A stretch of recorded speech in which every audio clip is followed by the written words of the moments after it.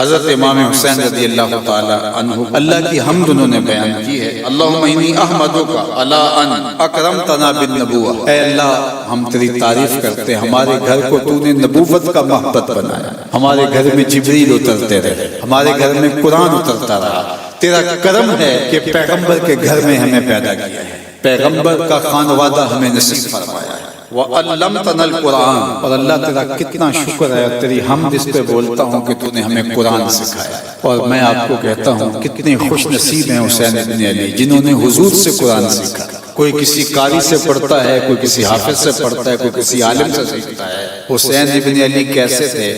کہ جنہوں نے حضور سے قرآن سیکھا، حضور کی گود میں بیٹھ کے سیکھا۔ ہم چٹائی میں بیٹھ کے ہٹی کے اس طرف ہوتے ہیں، استاد اس طرف ہوتا ہے، لیکن حسین تیرے مقدر پہ قربان، تو نے قرآن سیکھا بھی، حضور کی زبان سے چوسا بھی،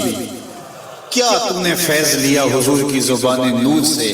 اللہ اکبر۔ تو فرمایا کہ اور ہمیں دین میں فقاہت عطا فرمائی، دین کی فقاہت بہت بڑا نور ہے، سرسری طور پہ دین کا نام لینا اور دین کو جاننے کا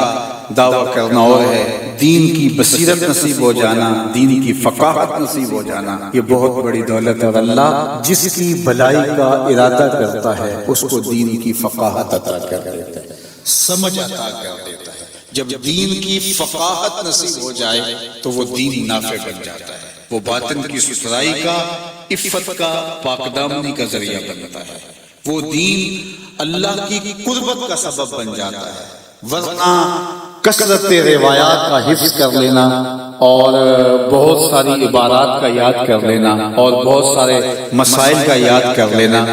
یہ تو ماضی کے اندر ہم تاریخ دیکھتے ہیں کیسے کیسے لوگ ہوئے اور ان کی ذہانتیں کس معیار پہ تھیں،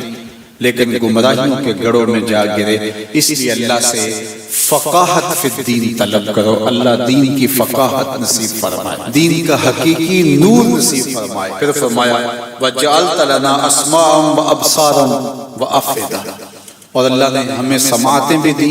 بصارتیں بھی دی، اور ہمیں دل بھی عطا فرمائے۔ آپ کہیں دل تو سب کو دیے ہیں، سماعتیں تو سب کو دی گئی ہیں، بصارتیں تو سب کو دی گئی ہیں،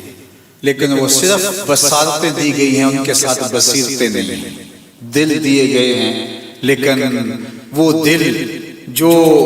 محبوب کی محبت کی آماجگاہ ہو، اور وہ دل جو نور سے معمور ہو، وہ دل جو عرش اللہ ہو، وہ سب کا دل نہیں ہوتا۔ ایک طرف وہ دل ہیں جو پتھروں سے بھی زیادہ سخت ہیں، اور ایک طرف وہ دل ہیں جو اللہ کا عرش بنتے ہیں۔ تو کہا کہ اللہ جل شانہ نے ہمیں دل بھی دیے ہیں، ہمیں سماعتیں بھی دی ہیں، ہمیں بصارتیں بھی عطا کی ہیں۔ ان لوگوں کے بارے میں کہا گیا